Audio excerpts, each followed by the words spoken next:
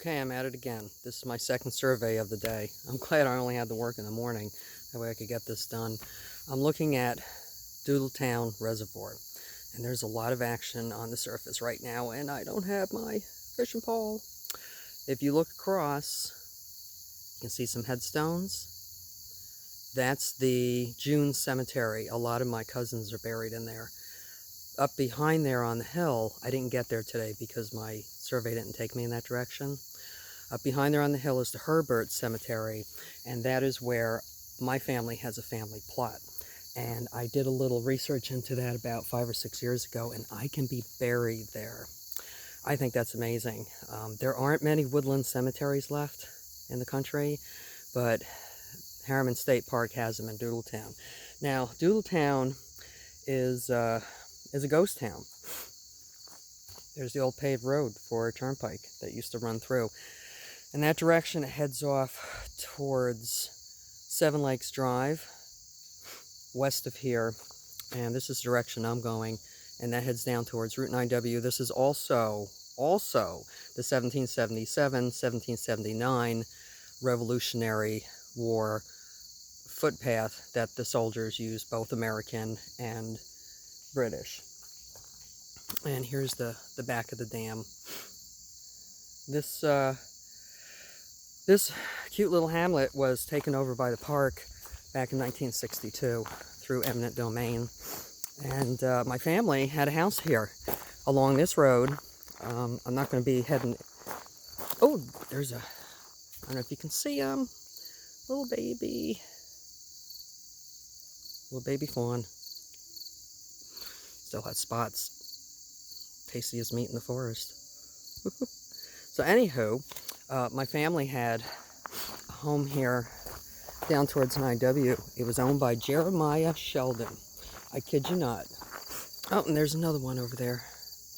I'm sorry, I just can't resist wildlife shots. See him peeking? Hey, you. There's his brother or sister over there.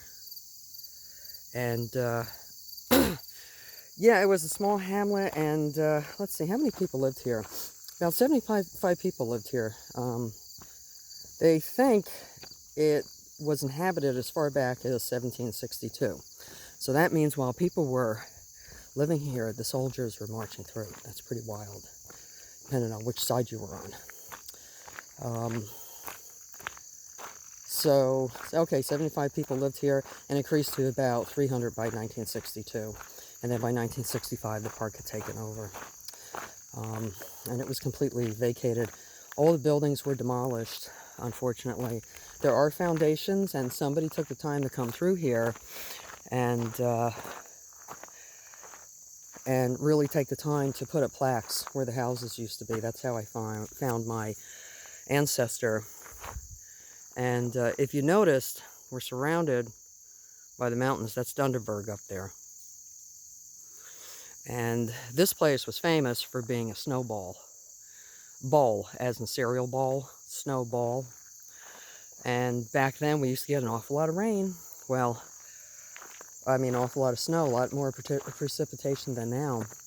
So my aunt always told a funny story about that. And she said they would come up here to Jeremiah's house for Thanksgiving. And my grandfather would tell everybody, first person who sees a snowflake, tell me immediately, because we're getting out of here. We're getting out of there as soon as we can, because once the snow set in up here, a lot of people were just snowed in until the snow melted, because the way in and the way out is very steep, either on the west side or on the east side down this turnpike towards 9W. So that was a serious consequence of living up here. You had to be very self-sufficient and have everything you needed. So, okay, so there's a little more Hudson Valley history for you. Hope you enjoyed it. So long. Have a good night.